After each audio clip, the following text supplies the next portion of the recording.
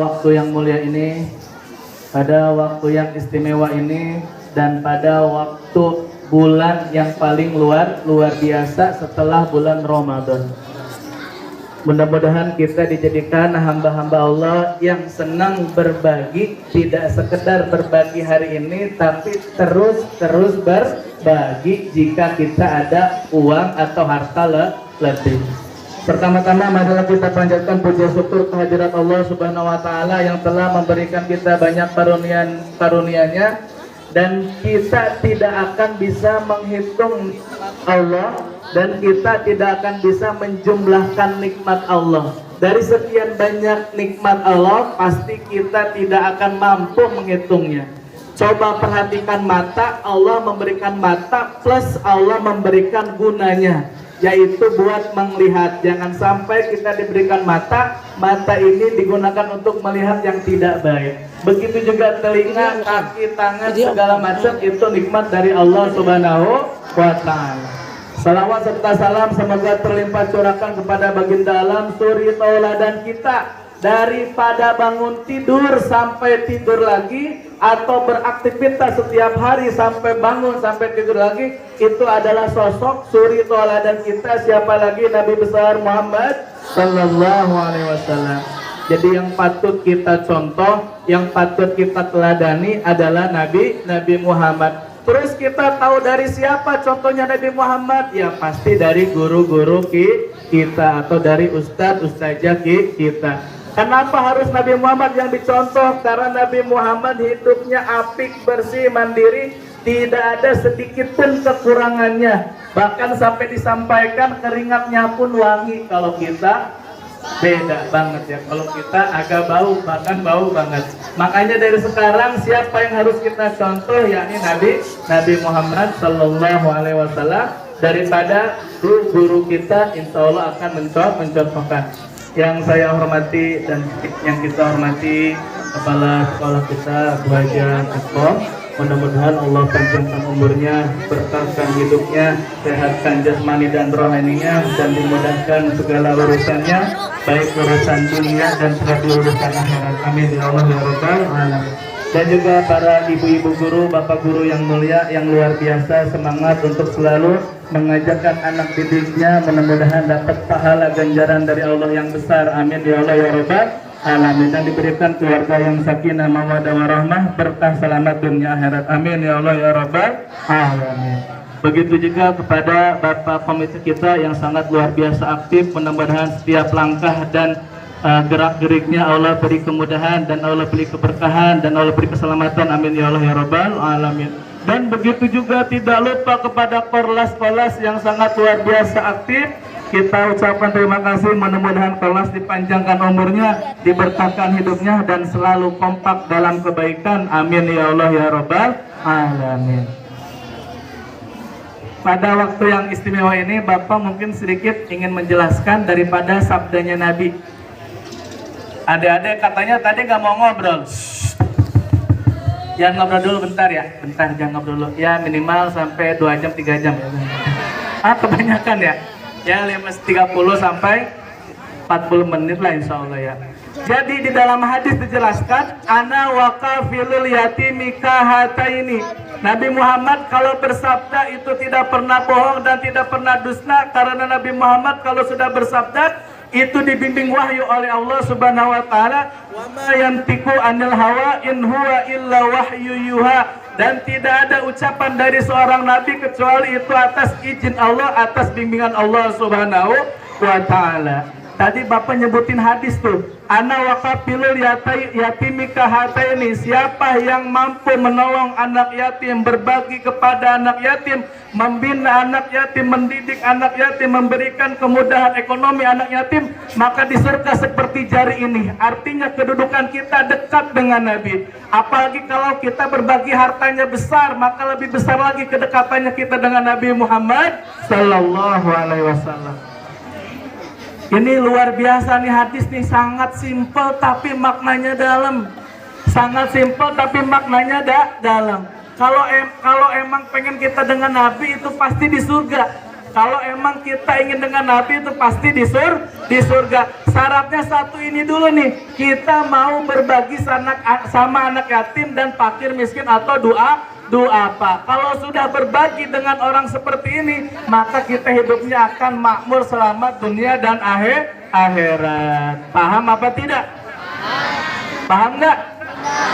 Bapak, saya nggak punya harta, saya nggak punya apa gitu. Boleh apa saja yang kita punya. Seperti hanya kita punya baju yang tidak terpakai, namun itu bisa digunakan. Boleh dibagikan, apalagi baju, pakaian yang bagus itu lebih baik. Karena sebaik-baiknya yang dikeluarkan adalah yang baik. Jangan sampai yang tidak baik. Paham tidak anak-anak? Paham ya? Paham. Kalau tadi Bapak baca surat Al-Maun, itu tanda-tanda orang yang mendustakan agama. Perhatiin, yang tadi Bapak baca surat Al-Maun itu tanda-tanda orang yang mendustakan agama. Yang pertama adalah orang yang enggan, yang tidak mau menolong anak yatim. Orang yang rugi, orang yang paling tidak selamat adalah orang yang tidak mau menolong anak yatim. Perhatian di sini ada anak yatim ataupun tidak yatim, semuanya sama. Tetapi kalau yatim orang tuanya meninggal, yakni bapaknya. Kalau nggak yatim semuanya masih komplit. Maka dari itu kalau pengen kita selamat anak-anak, jangan bercanda keterlaluan dengan anak yatim, apalagi dipoyok-poyokan. Apa poyok-poyokan itu? Diejek. Boleh tidak kita ngejek anak yatim? Boleh nggak? Bolehkah kita ngejek ke teman kita? Boleh nggak? Walaupun itu teman kita, tetap gak boleh ngejek, apalagi terhadap anak yatim. Nabi Muhammad SAW yatim pada usia berapa tahun? 12 tahun. Dalam kandungan. Ada yang tahu Nabi Muhammad yatim pada usia berapa tahun? Sejak dalam kandungan. Sejak dalam kandungan ya. Nabi Muhammad usia yatim pada masih di dalam kandungan. Nabi Muhammad yatim pada usia dalam kandungan. Ada yang mengatakan 4, 5, 6 bulan. Nah kalau kita alhamdulillah ketemu Bapak kita alhamdulillah. Bapak ingatkan sekali lagi, mari kita berbagi kepada siapa yang berhak. Tadi kata Ibu Kepala Sekolah, yang berhak kita bagi, terutama fakir miskin dan anak yatim. Pahalanya besar, insya Allah kita akan masuk surga dengan Nabi. Anak-anak laki-laki mau masuk surga neraka. Jadi syaratnya apa masuk surga? Menyantuni anak yatim. Kalau masih kecil nggak bisa, membaiki anak yatim, baik terus kepada anak yatim, jangan berbuat kasar. Begitu juga kepada anak yatim, doa apa. Berbagi ini artinya mengeluarkan sesuatu yang paling baik. Udah ada gambaran di depan kita, ada besek bungkusan, insya Allah itu barangnya baik, berguna, dan insya Allah bisa mengenyangkan. Dan kalau bisa ketika santunan anak yatim harus diusap tuh kepalanya, terusus laki-laki. Karena setiap kita kipas atau usap kepala anak yatim, maka kepala anak yatim itu atau rambut akan mendoakan kita. Salah satu doanya adalah, ya Allah ampuni dosa orang tersebut yang telah berbagi kepadaku. Bayangin rambut berapa biji itu di kepala kita. Ada yang tahu bisa ngitung rambut berapa biji? Gak bisa ya. Makanya sungguh kalau lupa harus diulang beneran nih. Misalkan kalau kita pribadi sendiri-sendiri mengundang anak yatim, jangan lupa diusap kepalanya. Ketika diusap kepalanya itu rambut akan berdoa memohon kepada Allah agar orang yang menyantuni saya, orang tersebut akan diampuni dosa-dosanya. Rambut tidak akan tahu jumlahnya berapa. Suatu saat ada ulama besar sedang menjelaskan ilmu. Anak-anak, ada ulama besar menjelaskan ilmu. Waktu itu Imam Syafi'i hadir.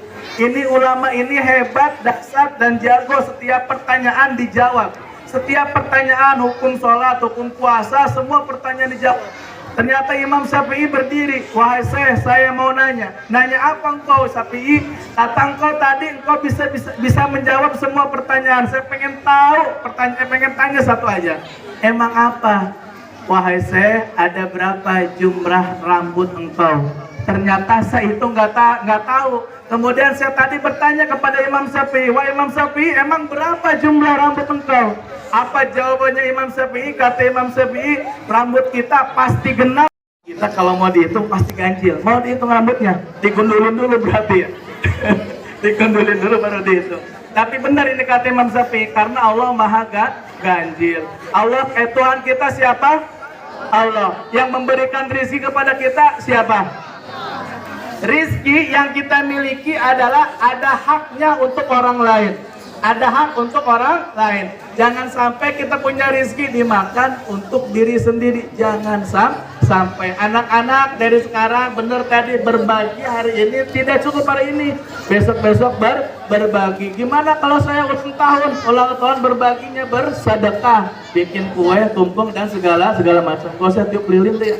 Gak usah tiup lilin, kalau bisa kata orang tiup obor aja udah deh. Tiup obor ya. Insya Allah tuh mukanya gosong kali ya. Tiup lilin segala dada aja kata orang mah tiup obor. Nah, pada intinya gini, orang yang menyantuni anak yatim, insya Allah di dunianya bahagia, di akhiratnya akan berdudukan dengan Nabi Muhammad Sallallahu Alaihi Wasallam. Coba bayangkan, Nabi Muhammad, Nabi yang paling ganteng apa yang paling biasa? Paling ganteng. Siapa Nabi yang paling ganteng? Siapa? Ada dikatakan Nabi Yusuf, sebetulnya itu setengah daripada kegantengan Nabi Muhammad. Jadi yang paling ganteng, cakep, rupawan, enak dipandang, dilihat adalah Nabi Muhammad SAW. Suatu saat Abu Bakar, tahu Abu Bakar siapa?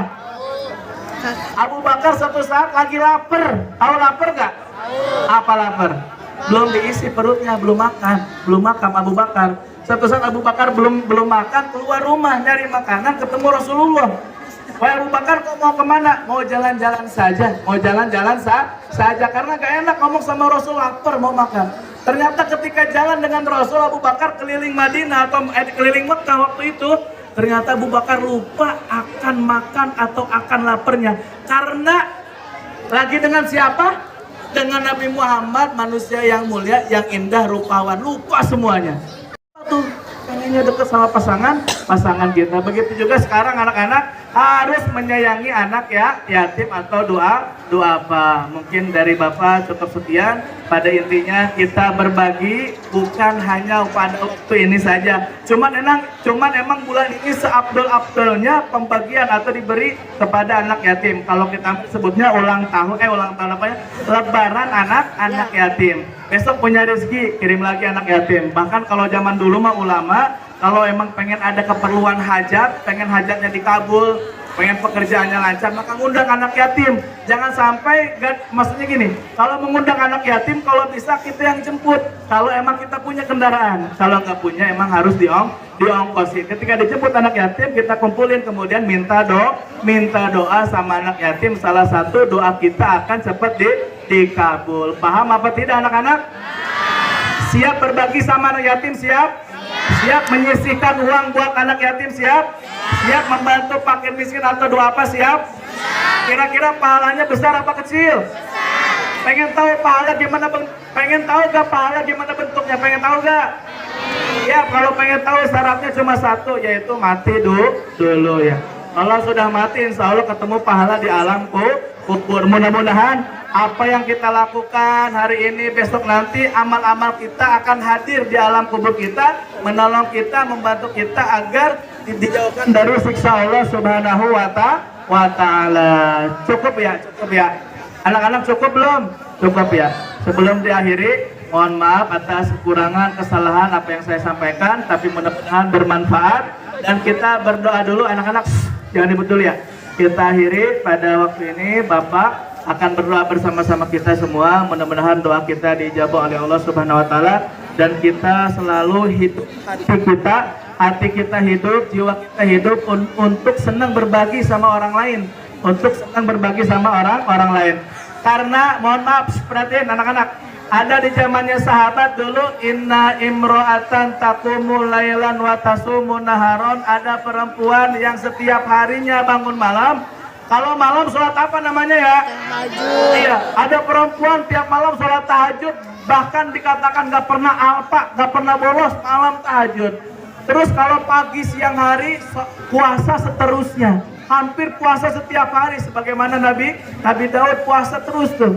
Orang tersebut seperti itu, malam ibadah, pagi ibadah.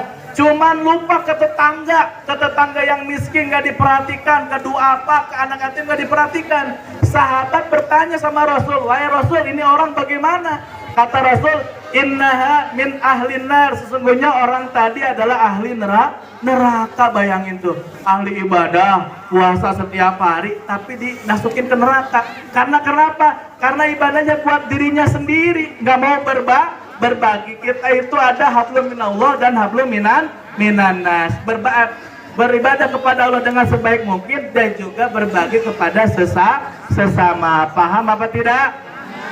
Tidak, kita jangan tertipu buat ibadah kita doang, tapi jangan lupa saudara kita, tetangga kita, teman-teman kita tolong, kita bantu. Yang penting sekarang kita anak-anak, yang penting kita sekarang di sekolah jadi orang baik, tidak ngeselin, apalagi terhadap anak yatim.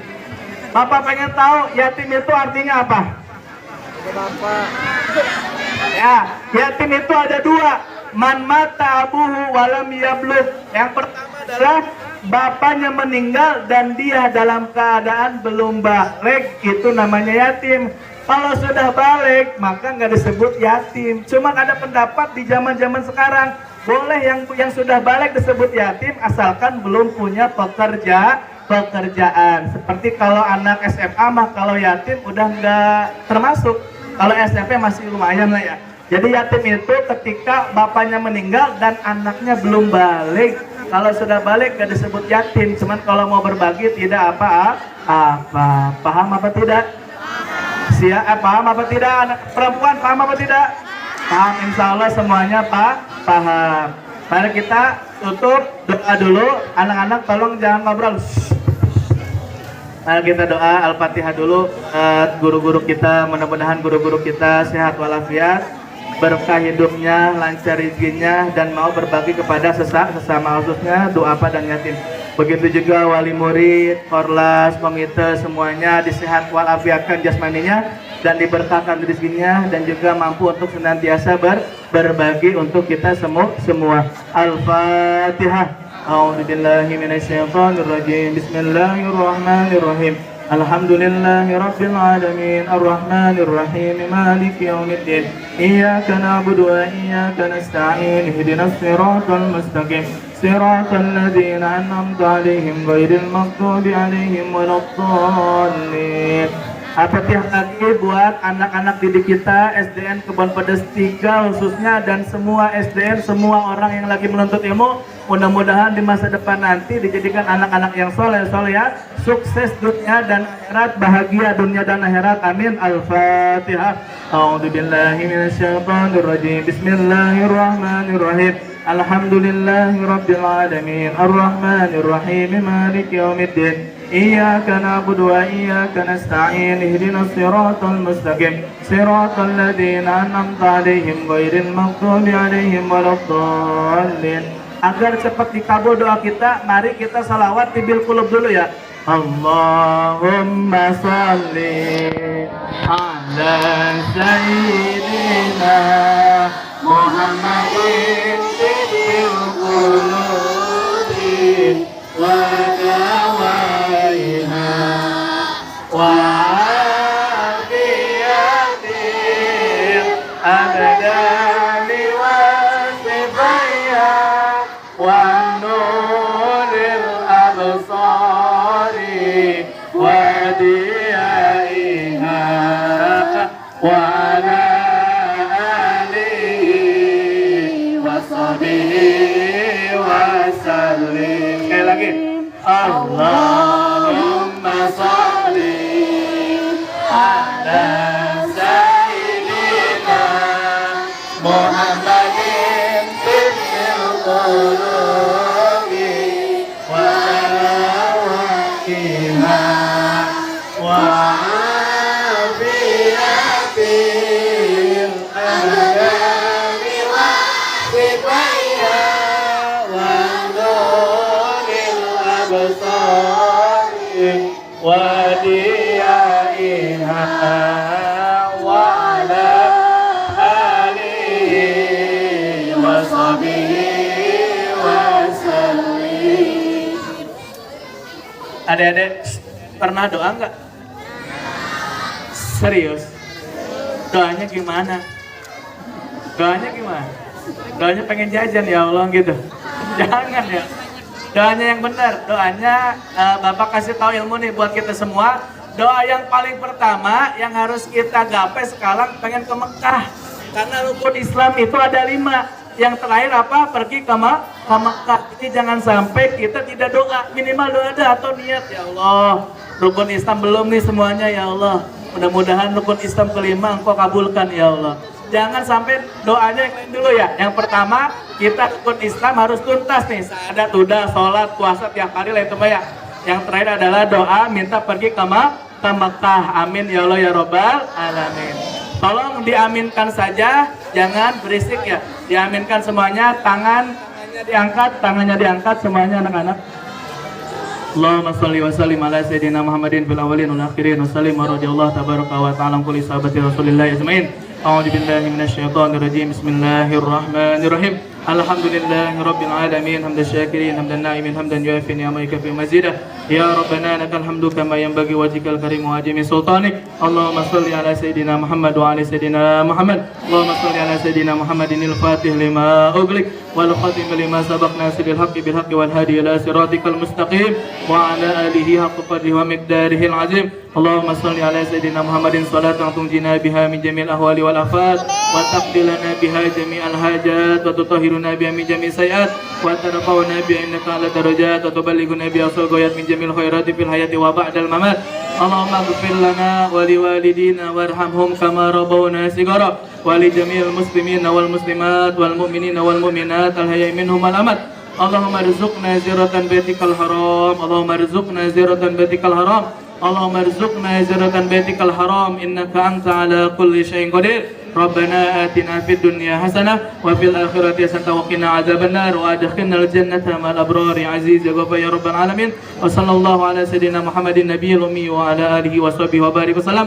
Bi fadli subhana rabbika rabbil izzati amma yasifun wa salamun alal mursalin walhamdulillahi rabbil alamin. Bismillahil Fatihah. A'udzu billahi minasyaitonir rajim. Alhamdulillahi rabbil alamin arrahmanir rahim maliki yaumiddin iyyaka na'budu wa iyyaka nasta'in ihdinas siratal mustaqim siratal ladzina an'amta 'alaihim ghairil maghdubi 'alaihim waladdallin. Cukup sekian, Bapak mohon maaf banyak kekurangan dan banyak kelalaian. Kebenaran hanya milik Allah Subhanahu wa taala. Hadanallahu wa iyyakum ajmain wa billahi taufiq wal hidayah wa ridha wal inayah. Wassalamualaikum warahmatullahi wabarakatuh.